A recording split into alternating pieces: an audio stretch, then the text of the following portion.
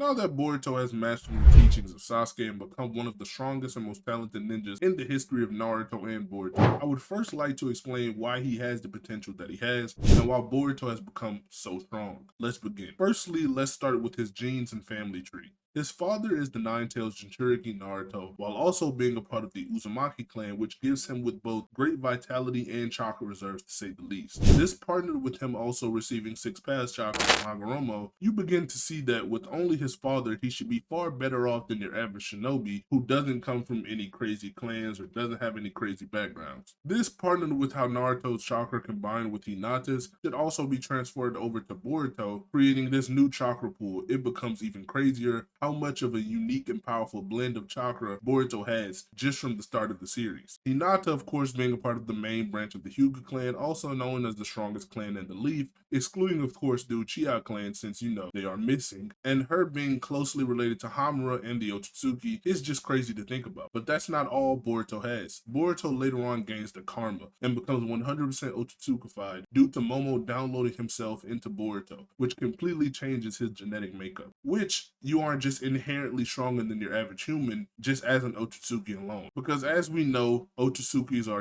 way superior to humans. Madara, literally by eating a fruit, he's trying to become an Otsutsuki. He's one of the strongest people ever. I mean, he gains their white hair and pale skin, also becomes a Jubi Jinchuriki. These are all just minor steps to not even becoming 50% Otsutsuki, or even close to the amount of Otsutsuki that Boruto is. I mean, just by virtue of being Momo's host, he has access to chakra that have multiple planets and nature energy intertwined within them just from Momo's life and how he fed and how he grew stronger over the millennia.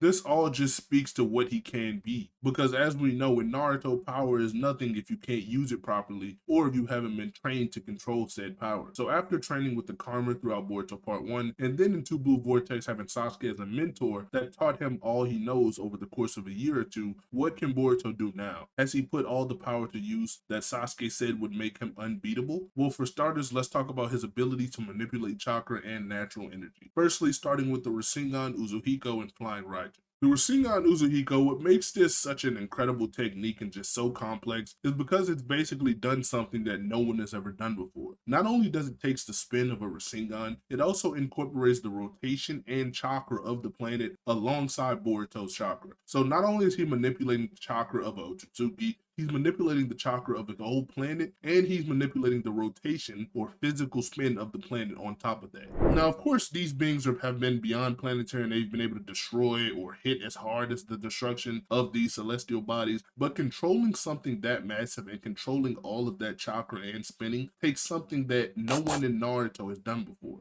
I mean, even controlling large Rasengans or big-tailed beast bombs is too much for your average shinobi and advanced shinobi to handle. The fact that he's taking a whole planet and its rotation along with his at the age of 15 and doing it like it's nothing while in base is just far surpassing any of the chakra control that we've seen in the series thus far. Nextly is another crazy one, the Flying Raijin. As we know, the Flying Raijin is Tobirama and Minato's, signature techniques. They've basically mastered these jutsus and incorporated them in many of the techniques that they use throughout their ninja lives. But when anyone else tries to use these techniques, or like normal Jonin or even Anbu members or Hokage guards try to use these teleporting techniques, it usually takes more than one to do, because not only is it just a powerful technique, it's just hard to master. The fact that Boruto at 15 years old not only can use these techniques in the midst of battle, granted he's not as good as Minato at it, but using it alone without the aid of other Jonin or top tier ninja just speaks to him again being a top tier in the verse and being one of the most talented ninja ever. This was all learned possibly in less than a year, because Sasuke taught him everything he knows and other things, so he wasn't spending all of his time on Flying Raijin. That being said, I know I touched upon the Rasengan Uzuhiko and said it was one of the most complex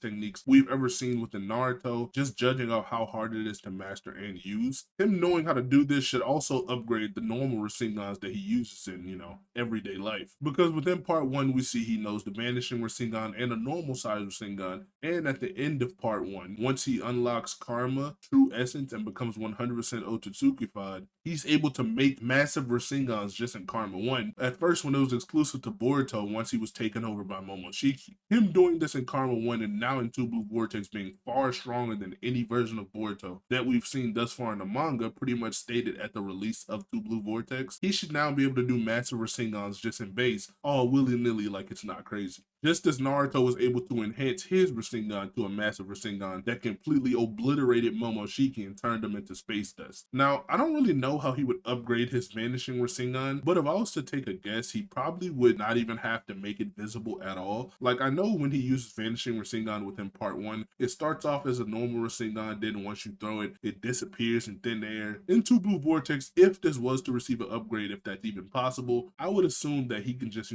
flick his wrist or flick his hand out without it being visible at all, and then it just appearing on the target. This would be extremely broken because these can't be tracked by the naked eye, the Sharingan, and it can't be tracked by Momoshiki's Rinnegan. So dojutsus and stuff like that in Sensory would pretty much be useless, making it almost 100% guaranteed to catch your opponent off guard. Starting with the next jutsu that is really interesting that he learned is the purple lightning. What makes this so interesting is because Sasuke told him that he was going to teach him everything he knows, but as you know, you need a dojutsu like the Sharingan in order to use the Chidori, because it speeds you up so fast and it gives you so much tunnel vision that you can't see where you're going unless you have the kinetic vision that the Sharingan grants you. This technique was trained and honed by Kakashi after the war because when he lost his Sharingan and Mangekyo Sharingan, he was no longer able to use his signature technique. Boruto basically suffering from the same thing that Kakashi was suffering from. Sasuke taught him an alternative to his legendary Chidori that would grant him speed and power that the Chidori grants you, but without the backdrop of tunnel vision and him not being able to see where he's going. Now, he uses this to basically wrap it around his sword as if he was like heavy Sasuke using Chidori to cloak his blade like he did within Naruto Shippuden. But one attack that I also think he used purple lightning for, but is not really confirmed, is when the Jubified bug rushed at him within the Ten Tails dimension, and he used that lightning style to basically stun it, damage it, and run away from it. Why I think this is purple lightning is because we know Kakashi can use purple lightning in a Chidori stream kind of manner, and he can spread it all around his body, and we know Boruto has other lightning style techniques, but they don't really function like purple lightning. So it would just be likely that this is also purple lightning, and the reason they didn't show it is because they wanted to like debut by name within chapter 6 while he was fighting Mitsuki. Moving on, in Boruto part 1, Boruto already had like 3 chakra natures. He already had wind, lightning, and water. So I would assume that while he was training with Sasuke, he, by virtue of getting stronger, upgraded these chakra natures as well. In the Boruto anime, he was basically able to shoot water out of his mouth at such an explosive blast that it created this miniature sea or big explosion of water on the ground. I would assume he can do this at a much crazier rate now that he's way stronger and has way better control of his chakra, and also given how he's 100% Otsutsuki now, so maybe his water style got a buff as well, and wind style, even though he doesn't really use that anymore. He more or less relies on his lightning style now, besides of course if you want to count Rasengan Uzuhiko as wind style since it's rotating as well, but it's not really confirmed to be wind style, so I won't give it to it until it's confirmed. But one more underrated thing I want to touch up on is the Shadow Clone Jutsu. Boruto could only make 4 at the beginning of Boruto part 1, but now that he's pretty much the strongest he's ever been, I wonder if he can make more Shadow Clones. Shadow Clones isn't necessarily built on how strong you are, it's more or less how much chakra reserves you have, and as you know, Naruto can make so many because he has such a large amount of chakra. Like, I'm pretty sure out of everyone who's not an Otsutsuki or not like some kind of god, Naruto just has the most chakra we've ever seen, right? I'm pretty sure he has more than Hashirama, he has more than Madara, more than Minato, more than anyone we've ever seen. Even Momoshiki's commenting on how much chakra Naruto has and Sasuke. In the stat cards when they're listing like the stats for the individual characters, they even put like a question mark next to Naruto's chakra reserves, implying that they don't really know a limit that he has to his chakra. I doubt Boruto can make as much as Naruto, even though he's like far stronger. He just probably doesn't have the reserves for it. But even 4, 5, or 6, all of them using things like purple lightning, Rasengan Uzuhiko, massive Rasengans will do damage to any opponent. There's not a single person person, even if you want to say the new Jubi clones are stronger, they're not taking 5 Rasengan Uzuhikos to the chest. That's just not gonna happen. Now that we're moving on from Boruto's normal arsenal, let's move on to what he should now be granted within his karma. Now, as you know, he hasn't used karma since part 1. Theory around it is that, right, he's trying not to have his mind merge with Momoshiki. He's trying not to become any more Otsutsuki or rely on their powers, but he's bound to use it because we see in the flash forward of him versus Kawaki that he is using karma, or he's forced to use karma at the middle or end or wherever they are in their fight between Kawaki and him. He activates it basically at the end of the chapter.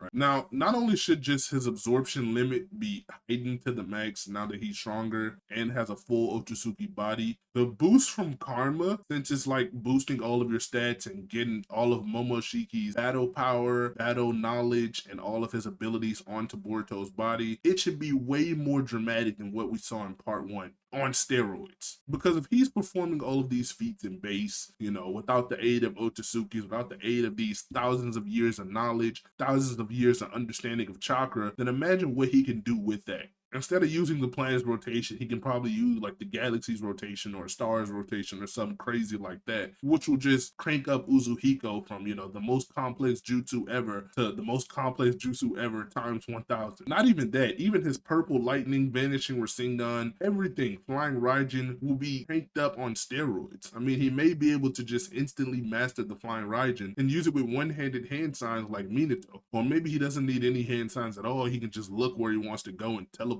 on some Aminote Jakara type stuff. He should also just be able to create karma rifts, you know, in base. I'm pretty sure him and Kawaki can do it in base now. Kawaki can even just look at someone and open a portal on top of their body like he did, you know, versus Naruto. I'm going to say versus Naruto is more or less Naruto's off guard and kind of still shocked at Kawaki's sudden change in demeanor. But regardless, Kawaki can look and do it. Boruto might be able to just put out his hand and do it as well. That one's more or less a theory, right? Because Kawaki could just be doing this with his dojutsu. We don't really know. But if he isn't, Boruto should be able to do the same. If he is, then whatever. The last thing I kind of want to touch up on is Boruto was kind of, you know, he kind of wanted to get to the Ten Tails dimension to do something to the Ten Tails. I don't know what exactly he was going to do since he doesn't really have a jutsu that will seal, I guess, if we know of the Ten Tails in anywhere. And he doesn't really have a way to remove it since it's very big. And he still needs to save everyone trapped inside of the trees, right? So I wonder if he has this new jutsu to kind of get rid of the tree jutsu or get rid of Code's hold on the Ten Tails that we just haven't seen yet. He would have to have some secret technique to save Sasuke because that's his goal. No way he's just going willy-nilly trying to save Sasuke and doesn't know how, doesn't know what to do, doesn't have a jutsu. He seems like, I guess now, the type to plan ahead, the type to have a plan for everything, the type to have the means to every end. But what that jutsu can be, I don't really know. He can also now fly in base, right? Naruto needed 6-pass Sage mode. Sasuke could never fly. Momoshiki could fly and every Otsutsuki can fly. And Kawaki and Ida can fly. And now Boruto's part of the people who can fly in base. This is just showing that, yeah, he's a full Otsutsuki now. The Otsutsuki genes have kicked in. Just like Amato had told us was going to happen within part 1. With that being said, that's pretty much Boruto's journey on how he became the most talented ninja within the history of Naruto and Boruto and the techniques he should have now. Some of it was more or less